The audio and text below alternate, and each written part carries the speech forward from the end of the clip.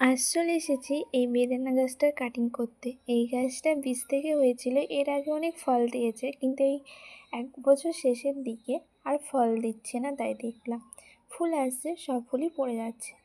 তাই চলে এসেছি কাটিং করতে। আমি কাটিং করতে স্টার্ট করেছি আর তখনই আব্বু এসে আমায় বাধা বলছে কাটতে হবে না, কারণ অনেক ডালেই ফুল আছে, যদি সেগুলো থেকে ফল হয়।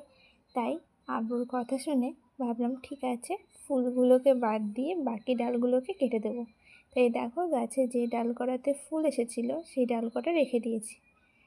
এর মধ্যে এই ফুলগুলো আছে সবগুলোই মোটামুটি ফল হওয়ার মতোই ডালে এসেছে।